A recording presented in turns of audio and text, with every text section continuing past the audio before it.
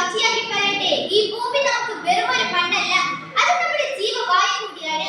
ബഹുമാനപ്പെട്ട അധ്യക്ഷൻ, പ്രിയപ്പെട്ട ജഡ്ജസ്, അട്ടപ്പാടിയുടെ മണ്ണിൽ പച്ചപ്പിന്റെ കാവലാളുകളായി പ്രവർത്തിക്കുന്ന ആദിയുടെ പ്രവർത്തകർ, എല്ലാവർക്കും എന്റെ വന്ദനം.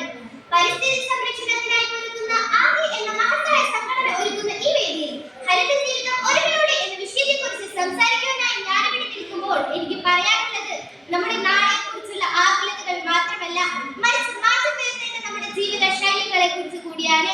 എന്താണ് യഥാർത്ഥത്തിൽ ഹരിത ജീവിതം? അത് വെറുമൊരു വാക്കല്ല, പ്രകൃതിയോടുള്ള നമ്മുടെ കരുതലിന്റെ അടയാളമാണ്. ഈ ഭൂമി നമുക്ക് നൽകിയത് വലിയ അനുഗ്രഹങ്ങളാണ്.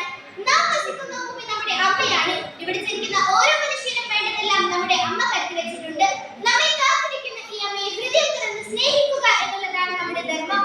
പക്ഷേ മനുഷ്യന്റെ ആത്മ മൂലം പ്രകൃതി അവർ ചൂഷണം ചെയ്തുകൊണ്ടിരിക്കുകയാണ്. അതിന്റെ അനന്തരഫലമാണ് പരിസ്ഥിതി നാശം. ഈ മണ്ണും ഈ ജലസമ്പത്തും ഈ വനസമ്പത്തും ഈശ്വരൻ തന്ന വരദാനങ്ങളാണ്. പക്ഷേ ഒരു നിമിഷം ചെവി കേൾക്കാതെയും കണ്ണു കാണാതെയും മറ്റ് ഇന്ദ്രിയങ്ങളൊന്നും പ്രവർത്തിക്കാതെയും നാം അന്ധരായി പോകുന്നില്ല എന്ന് സംശയം. നമ്മുടെ ചുറ്റുമുള്ള ജീവജാലങ്ങൾക്ക് വേണ്ടി, നാം വസിക്കുന്ന ഭൂമിക്ക് വേണ്ടി നാം ഒരു ഉപകാരവും ചെയ്യുന്നില്ല എന്ന് മാത്രമല്ല, നാം ചെയ്യുന്ന ഉപദ്രവങ്ങളും അതിക്രമങ്ങളും എത്രയോ ആണ്. ഒന്ന് ചിന്തിച്ചു നോക്കൂ. കഥയുടെ സുൽത്താൻ വൈക്കം മുഹമ്മദ് ബഷീർ പറഞ്ഞതുപോലെ നാം എല്ലാവരും ഈ ഭൂമിയുടെ അവകാശികളാണ്. എന്നാൽ നമുക്ക് ചുറ്റുമുള്ള കുന്നുകൾ ഇടിച്ചു നിരത്തിയും മാലിന്യങ്ങൾ തോന്നുന്നത് പോലെ വലിച്ചെറിഞ്ഞും ഒരു കാട്ടാളന്റേതുപോലെ നാം ജീവിക്കുമ്പോൾ നാം ഓർക്കണം, നാളെ പ്രാണവായു പോലും പണം കൊടുത്തു വാങ്ങേണ്ടി വരുന്ന കാലം അത് വിദൂരമല്ല എന്ന്. ഇന്ന് നാം പ്രകൃതിയിലേക്ക് പ്ലാസ്റ്റിക് എന്ന വിഷപ്പാമ്പിനെ അഴിച്ചുവിട്ടിരിക്കുകയാണ്. പ്രശസ്ത കവി ONV കുറുപ്പിന്റെ വരികൾ നമുക്ക് ഈ സന്ദർഭത്തിൽ പ്രസക്തമാണ്.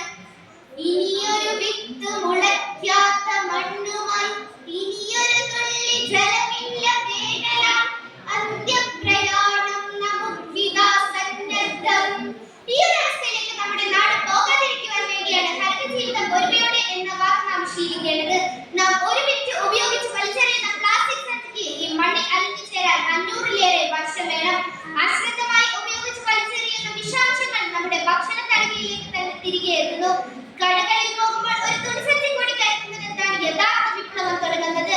ആഘോഷങ്ങളിലും പൊതുപരിപാടികളിലും പ്ലാസ്റ്റിക് പൂർണ്ണമായും ഉപേക്ഷിച്ച് പ്രകൃതിദത്ത ഉൽപ്പന്നങ്ങൾ സജ്ജമാക്കാൻ നാം ശീലിക്കണം. അട്ടപ്പാടിയിൽ നിന്ന് തുടങ്ങുന്ന ഈ മാറ്റം ലോകം മുഴുവൻ ഹരിതാപമാക്കാനുള്ള ആദ്യ ചുവടുവെപ്പാണ്. അതിനായി നമുക്ക് ഒരുമിക്കാം. പ്രശസ്ത കവി സുഗതകുമാരി ടീച്ചറുടെ വരികൾ നമുക്ക് ഓർക്കാം. ഒരു തൈ നടാം നമുക്കമ്മയ്ക്കു വേണ്ടി, ഒരു തൈ നടാം 100 കിളികൾക്കു വേണ്ടി, ഒരു തൈ നടാം കൊച്ചു മക്കൾക്കു വേണ്ടി, ഒരു തൈ നടാം നല്ല നാളേക്കു വേണ്ടി. ഒരു തലമുറയ്ക്ക് നമുക്ക് നൽകാൻ കഴിയുന്ന ഏറ്റവും വലിയ സ്വത്ത് പണമോ സ്വർണമോ അല്ല, കുടിക്കാൻ തെളിനീരും ശ്വസിക്കാൻ ശുദ്ധവായുവും വിഷമില്ലാത്ത മണ്ണുമാണ്.